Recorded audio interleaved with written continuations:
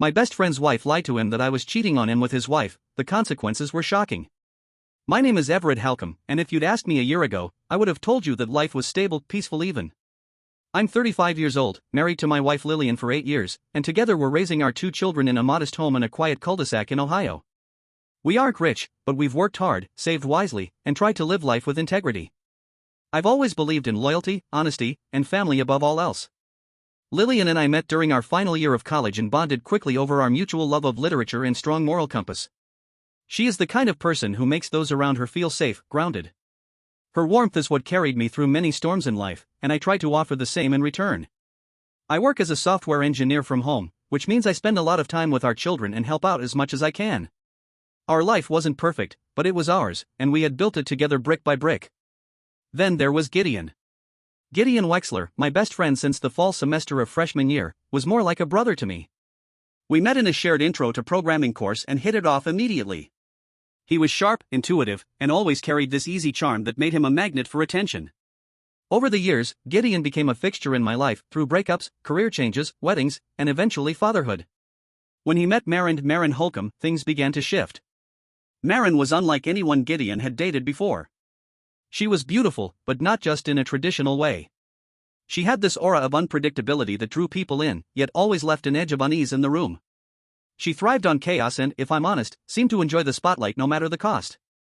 The first time Lillian met her, she was polite, but afterward, she told me she had a strange feeling. "She's dramatic, Everett. I don't trust her." I brushed it off. After all, Gideon was happy, and that was what mattered to me. But over the years, the warning signs became impossible to ignore. Gideon and Maren dated on and off for 4 years. Each time they broke up, Gideon would come over to my place, often unshaven and hollow-eyed, telling me he didn't know what he did wrong. The answer was often buried in Maren's erratic behavior, impulsive decisions, cruel remarks, and yes, infidelity. I knew for a fact she had cheated on him with at least 2 other men while they were still dating. But each time, she twisted the narrative, painting herself as the neglected partner and Gideon as the reason she needed affection elsewhere. Still, Gideon kept going back. He loved her. Or maybe he was addicted to the idea of fixing her, of being the one person who could finally make her whole. They got married last year in a lavish ceremony that felt more like a theater production than a celebration. Lillian and I attended, standing stiffly among guests we barely knew, watching Maren soak up the attention like a starlet at a premiere. I stood by Gideon's side because that's what friends do, even when they're walking into a fire. I told myself that maybe marriage would bring stability. I wanted to believe that. But as with many things built on unstable ground, the cracks only deepened. About a month ago, Gideon found undeniable proof that Maren had been unfaithful again, this time with someone she worked with. He was crushed. He showed up at my door one rainy night, suitcase in hand, and I welcomed him in without hesitation. He stayed with us for a week. During that time, I saw the kind of pain you don't just recover from with time. He was a man unraveling, trying to make sense of betrayal, shame, and loss all at once. Lillian was kind to him, even though she had long been wary of Maren and the chaos she brought. She cooked his favorite meals, listened to his heartbreak, and encouraged him to take steps toward closure. When he finally went back to his home, his name was solely on the deed, he confronted Maren and asked her to leave. It wasn't easy. He had to involve the police to make it official, but she left, returning to her parents' house. We thought the worst had passed. Gideon filed for divorce. I supported him throughout the process, helping with paperwork, calling lawyers, and simply being present. I thought he was beginning to heal. Then everything fell apart in a single afternoon. That Saturday, Maren came to collect the rest of her belongings. Her father accompanied her, and I advised Gideon not to be there. Let her take her things. Don't give her a chance to stir things up, I said. But he wanted to be there to ensure nothing was taken that wasn't hers. I understood the impulse, but I wish I had insisted more. During the visit, they argued. It escalated quickly. And in the heat of it, Maren turned to Gideon and, with cold clarity, told him that she had been sleeping with me, his best friend, for months. That we had used their bedroom for our supposed secret affair. That single lie shattered everything. Within an hour, Gideon was at my doorstep, his face twisted in fury. I could see the heartbreak in his eyes, but also a kind of madness I'd never seen in him before. He accused me, screamed at me in front of Lillian. My wife stood there, stunned, as he hurled accusation after accusation. Then, in a flash, he swung at me. The punch landed awkwardly on my shoulder, and I managed to restrain him before things could escalate further. I never even spent 5 minutes alone with Marin in my life, I told him, breathless and shaking. You know me. You've always known me. Lillian called out that she was going to phone the police. That snapped him out of it. He stumbled backward and left without another word. The silence in our house afterward was deafening. Lillian cried for hours that night, not because she doubted me, but because everything we thought was true had been pulled out from under us. Our social circle, our peace, even our children's future friendships, all in jeopardy because of a single, cruel lie. The following days were a blur. Gideon stopped answering our calls. Marin ignored every message we sent. And then the worst part, Gideon started telling our mutual friends that I had betrayed him, that I had been sleeping with his wife behind his back. The whispers turned to murmurs. The phone stopped ringing. People we had known for years began to turn away. And in the quiet that followed, I realized, a lie, when told by someone trusted, can destroy more than just a reputation. It can sever bonds that took decades to build. The days after Gideon's visit passed slowly, like trudging through molasses. Each moment was heavy, drawn out by a persistent sense of dread and helplessness. The home that once echoed with warmth and laughter now felt stifling and cold. Lillian was quiet most of the time. She wasn't angry with me, at least, not in the way that implied doubt, but she had become withdrawn, cautious, as if a part of her was trying to protect herself from further hurt. Every so often, I would find her staring at our wedding photo or clutching her phone with trembling fingers, hesitant to call someone and face what they might say. Trust, once so firmly rooted in our life, had been shaken, not broken, but unsettled, like a tree bent in a violent wind. I couldn't blame her. Not when our social circle had begun to peel away like old wallpaper. People who used to call weekly no longer returned texts. Mutual friends we had known since college began to fall silent. Our family group chats were suddenly less active. The only person who said anything at all from Gideon's side was a friend named Carson, who messaged me quietly one night. He told me you slept with her, Carson said. I didn't want to believe it. But he seemed so certain. So broken. I wrote back, it's not true. None of it is. I've never so much as shared a conversation with Marin without someone else present. Please, Carson, you know me. There was a long pause before Carson replied, I don't know what to believe anymore. I just hope the truth comes out. It hurt. All of it hurt. I couldn't sleep more than a few hours each night. My dreams were clouded with betrayal, my days filled with desperate plans on how to fix something I hadn't even broken. Then came the hardest conversation of all, one I never thought I'd have to have with my children. Our oldest, Nora, is only 7. She had begun to notice that the mood at home had shifted, that Lillian was crying more often and that I was quieter. One evening, she asked me, Dad, why are you sad? Did someone hurt your feelings? I looked at her innocent face, so full of concern, and felt a lump form in my throat. Yes, sweetheart, I said. Someone told a very big lie about me. And now some people are mad at me for something I didn't do. Her eyes widened. Did Mommy believe the lie? I looked over at Lillian, who had entered the room and heard the question. She crossed the room, knelt beside our daughter, and said, No, honey. I believe your daddy. Always. It was a small moment, but one that carried the weight of mountains. It meant more than she realized. We hugged, the three of us, and for the first time in days, I felt something warm flicker in my chest. Still, I knew things couldn't remain like this. That night, after putting the kids to bed, Lillian and I sat down at the kitchen table. She reached for my hand. We can't let this continue, she said. We need to do something. We need to fight back. I nodded. I'd been thinking about it too. We need to talk to a lawyer. The next morning, we contacted a longtime family acquaintance, Martha Dalrymple, a semi-retired attorney and close friend of Lillian's mother.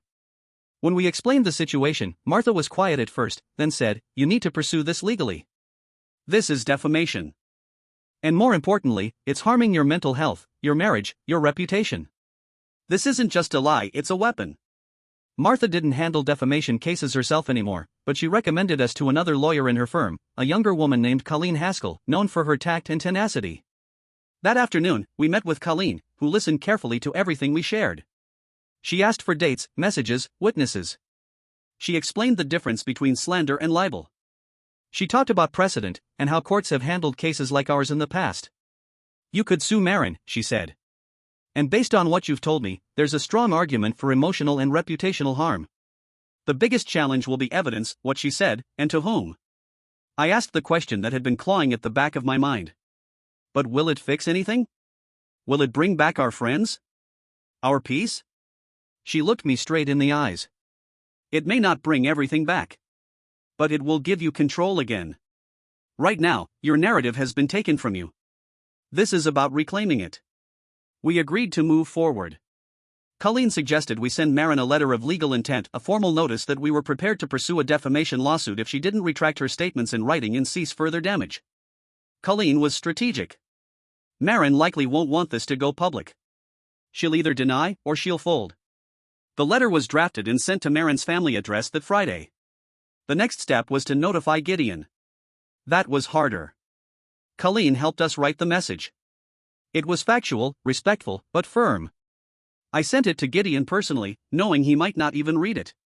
I explained we were pursuing legal action against Maren, and that our attorneys would be contacting him for a statement. I also said that I hoped he would be honest, if not for me, then for himself. Then we waited. Saturday morning came like any other. I was preparing pancakes for the kids while Lillian sat nearby, still in her robe, sipping coffee. The doorbell rang. I glanced at the Ring camera app and nearly dropped the spatula. It was Gideon. And standing beside him, Maren. Before I could say anything, Lillian rushed to the door. What happened next was something I will never forget. Lillian, who had always been soft-spoken and measured, opened that door with the fury of a storm. She didn't give them a chance to speak. "You two have some nerve showing up here," she said. "You came into our lives, wrecked our peace, and nearly broke my family with your lies."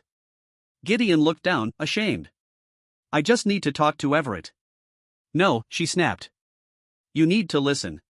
Then Maren spoke. "I'm sorry," she said quietly. "I told him that because I was angry. He was screaming at me, and I said it to hurt him." I watched from the kitchen, frozen. Every word, every syllable, was being captured by the Ring camera. My hands trembled. Maren continued, blaming the outburst on stress, on fear, on pain. "Josh is an idiot," she said, using Gideon's middle name, which he often used informally. "He believed me without thinking.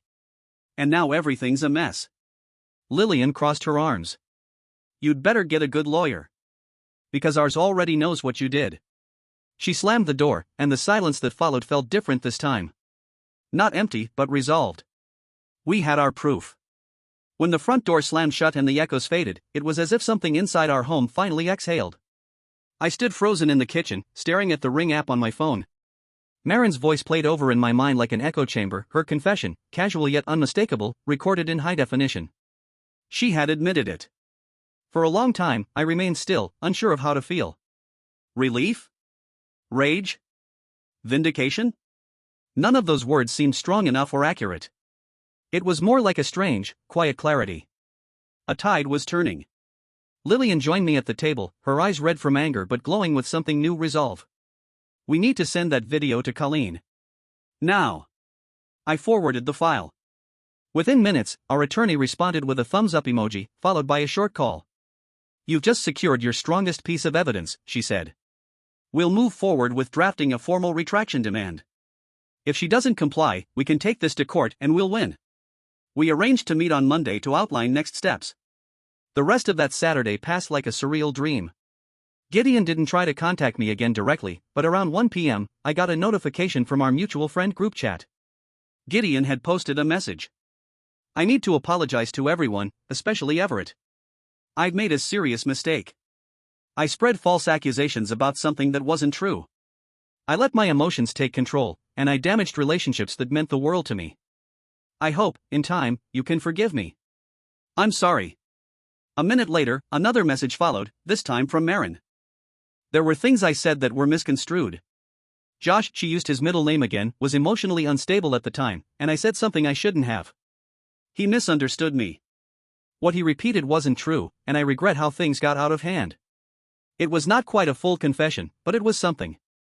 And it was public. Even if she tried to soften her guilt, the damage control was obvious and a clear sign that our legal strategy had worked. I watched the message thread in silence as a few friends responded with awkward emojis, or cautious phrases like, "Glad things are getting cleared up," or "Tough situation for everyone." I couldn't blame them. They'd been misled by people they trusted. That evening, as the kids played in the backyard, Lillian leaned against the porch railing beside me. She didn't say anything for a while. Then she whispered, "Do you think we're okay now?" "I think we're better than we were yesterday," I said. That night, we finally slept soundly. The following week, our attorney filed a formal retraction demand. The letter was sent to both Maren and Gideon's lawyers and included the video footage as a supporting document. Colleen explained that while a lawsuit was still on the table, our immediate goal was a written acknowledgement of the lie and for Maren to cease further communication or commentary about the false accusation. Additionally, Colleen would be advising us on whether damages could be pursued depending on Maren's next steps. By Wednesday, we received a typed letter from Maren's counsel. It included a formal retraction. Maren admitted that the statements she made were inaccurate and emotionally driven, and that there was no evidence to support the allegations. She also agreed to avoid discussing the matter further with anyone in our community. It wasn't perfect justice, but it was a start. A written acknowledgement meant we could begin mending the holes torn into our lives. What we didn't expect, however, was the emotional fallout that lingered even after the truth was out. The cost of a lie. It was astonishing how quickly the rumor had spread and how slowly the truth was accepted. While some friends began to reach out again, most remained quiet, perhaps unsure of what to say. I understood. They had watched a narrative unfold and participated willingly or not in my isolation. Carson was the first to show real remorse. He called me on Friday night. I should have come to you first, he admitted. I feel awful for doubting you. We've known each other for over a decade, and I let one person's anger convince me to turn my back on you. That's not who I want to be. I told him the truth. I don't expect you to fix it. I just want people to think next time before they let someone else decide who I am. Other friends followed, slowly but steadily. A few even apologized directly to Lillian, saying they should have reached out when everything started unraveling. Lillian was gracious, but I could see how much the betrayal had stung her too. It wasn't just my reputation on the line, it was our family's safety, trust, and sense of belonging. There were some who never said a word, people I thought were close, but whose silence spoke volumes. And in their absence, I began to see the true gift in all this destruction: clarity. The future of my friendship with Gideon. I wrestled with the question of Gideon. Part of me still saw him as my brother, a man I had confided in for most of my adult life. Another part saw him as the person who, without asking a single question, believed the worst thing possible about me. We received legal advice to file a restraining order against him, citing the physical altercation and the damage done to our emotional well-being. It wasn't out of revenge, it was about ensuring that boundaries were clearly drawn. Even if you forgive him, Colleen said, you need to protect your family. Forgiveness doesn't mean access. I agreed. Lillian and I filed the paperwork by the end of the week. Our attorney believed it would be granted for Gideon due to the documented aggression and his behavior. Maren's case was less straightforward, but we moved forward with it anyway. Gideon didn't fight the filing. In fact, he didn't respond at all. I think he knew the weight of what he'd done. There was no yelling, no confrontation. Just silence. And in that silence, I let go. A new beginning. As the weeks passed, life began to find its rhythm again. The kids returned to their routines, Lillian started hosting small gatherings again, and I went back to working without the shadow of accusation hanging over my head. We still dealt with the occasional awkward encounter at community events or grocery store aisles, but the story was changing. People knew now, at least those who mattered, that what had happened to us was not just gossip, but a painful lesson in how fragile reputation can be. And how strong love and truth must be to survive it. 3 months had passed since the storm upended our lives.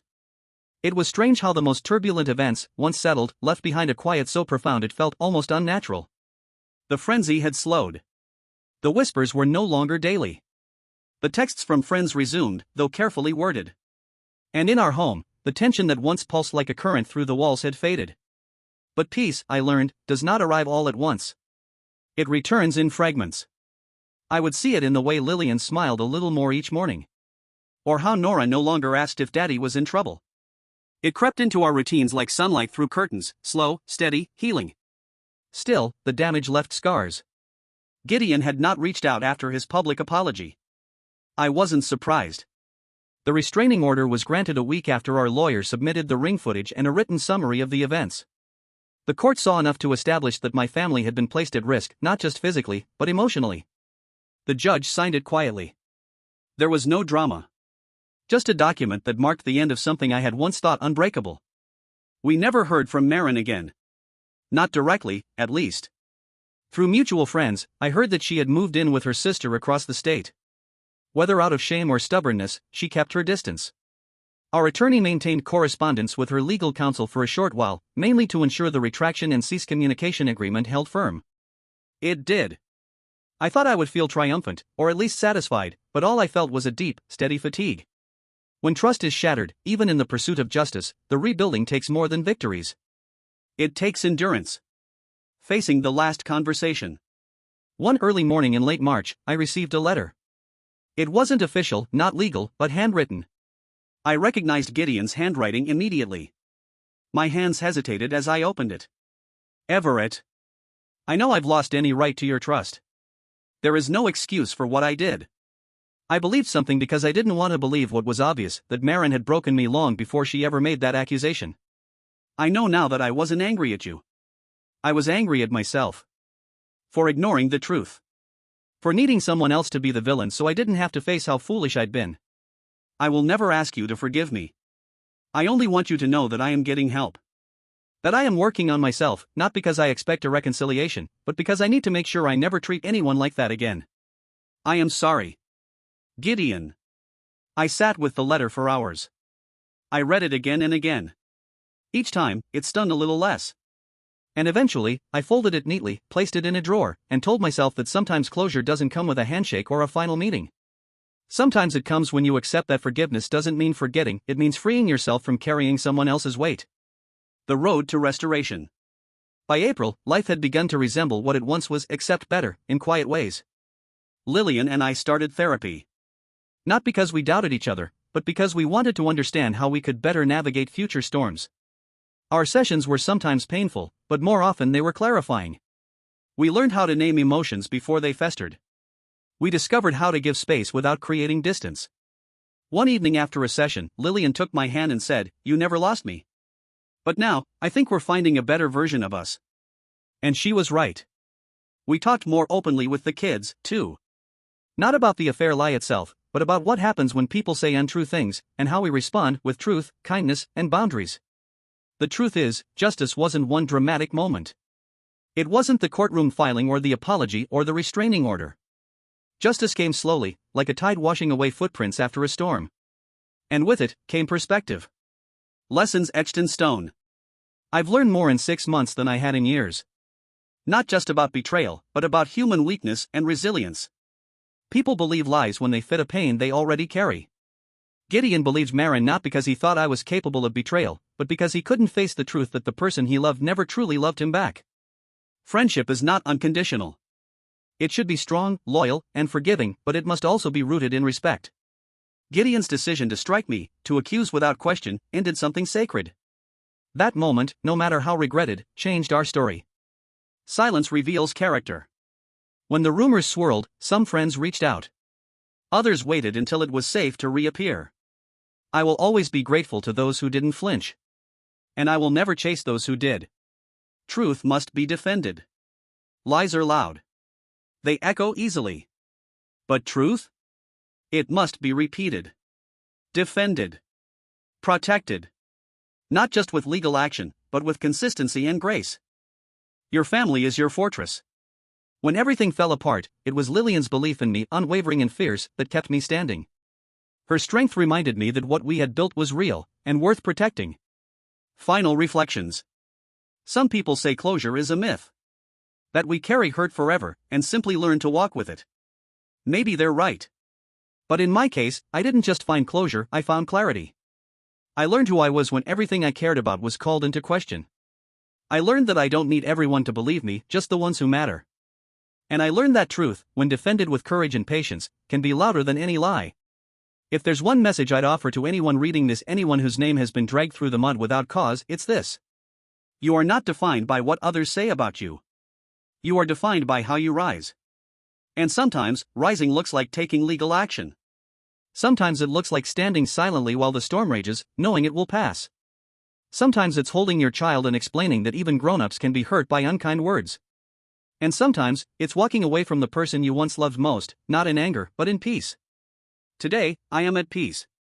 Thank you for watching the video, like it if you watched the video to the end and don't forget to subscribe. Have a nice day.